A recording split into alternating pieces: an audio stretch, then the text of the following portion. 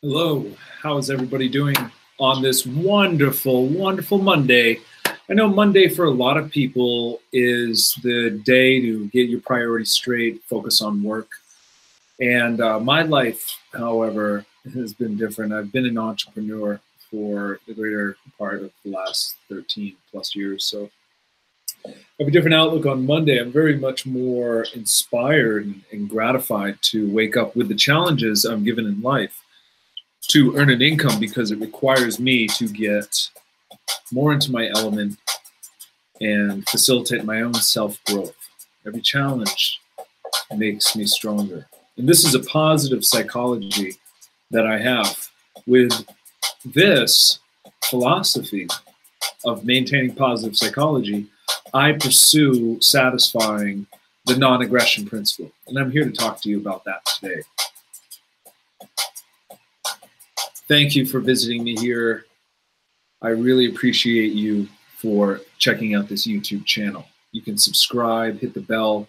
You're going to need to know about the updates because I have a lot of exciting news, especially when it comes to self-empowerment. For you, I have some answers about cryptocurrency, entrepreneurship.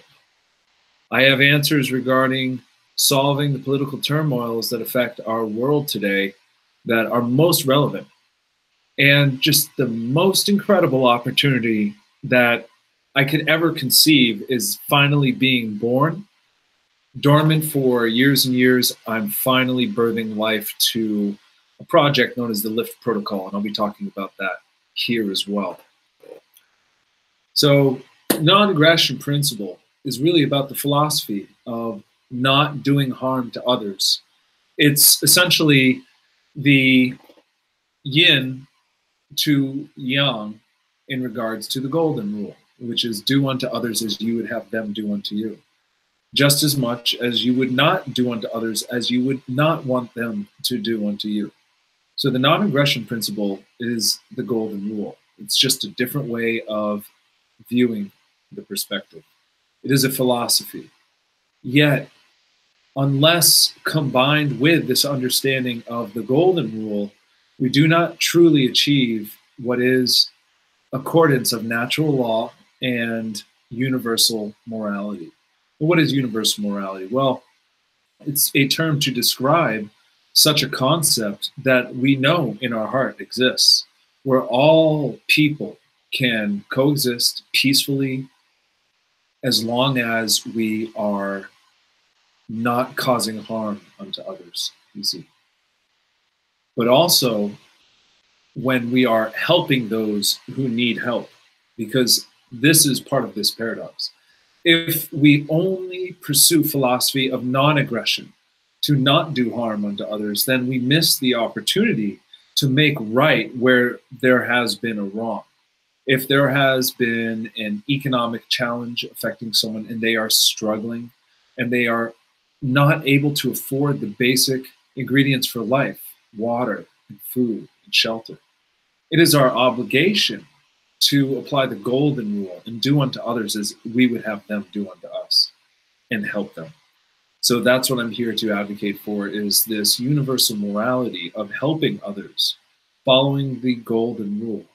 And I want you to take this seriously. Imagine what the world would be like if people helped others more frequently.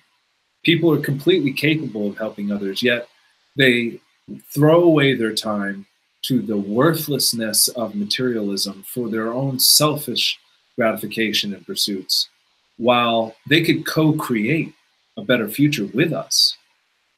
And instead, they have lost faith in man and woman. And that's why it's your turn to now take advantage of this opportunity. There is a niche that needs to be fulfilled, and that is to help others. Wherever you can apply yourself and co-create with them, help them help themselves. You know, you can give a man a fish and he'll eat for a day, but if you teach him how to fish, he'll eat forever. And the same parable can be applied to farming and agriculture for vegetal food sources. And it does not need to be an axiom specifically applied to the killing of another's life. The non-aggression principle is traditionally today applied to economics for the libertarian and anarcho-capitalist philosophical thinkers. The non-aggression principle applies to this idea that you should not endorse or support this concept of government that is essentially a monopoly on force without your consent, in the illusion that it's consensual, and that you should not participate in supporting that government or helping it in any way, because it is using force to really do everything that it does in terms of taxation and spending, for example. It's using force to ensure taxation. The taxation is not voluntary. People do not agree to how the taxes are spent. And although anarcho-capitalism seems vague to those who have not pursued the economic implications and the freedom implications, it is in fact something that is designed to work as nature intended all things to work out. When there isn't this forced requirement of governments to require you to have and participate in their money system in the first place.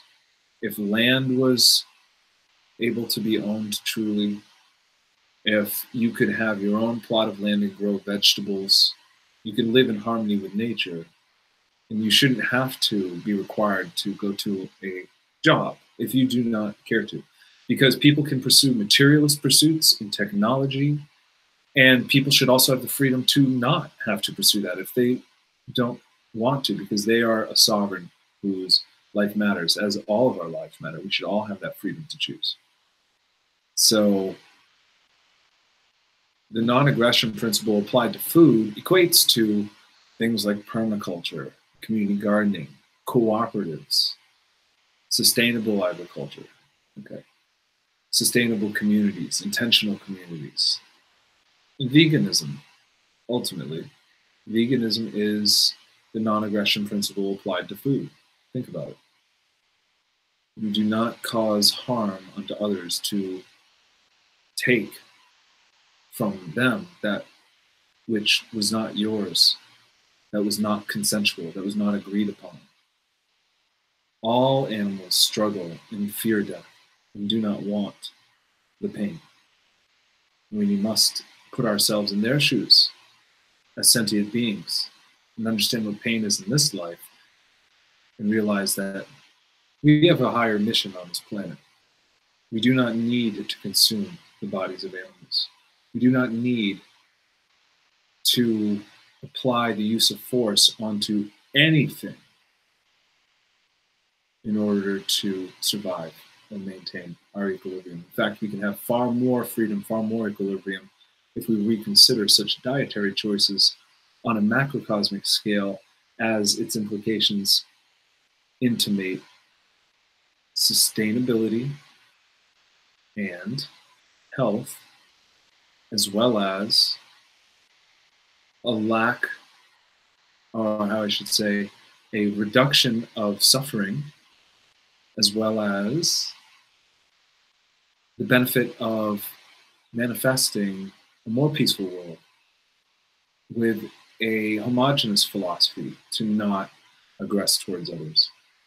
And I truly feel that if people start paying more close attention to the ramifications of their actions and the sciences, which I will be going into detail about how animal agriculture is not just aggressive towards the animals, but creates an environment that is aggressive towards us and our cellular health and our planet's health. And so the thing is that modern anarcho-capitalists and libertarians who believe in the non-aggression principle really must take it to the next level to be genuine. Take the challenge and go vegan. Because at the end of the day, If you still eat animal products, you're committing violence against another and aggression. But we must stop that. And this is what I hope. This is just a test video. I'm getting warmed up. I am going to be producing a lot of videos. I wanted to link the connections between the non-aggression principle and natural law and universal morality.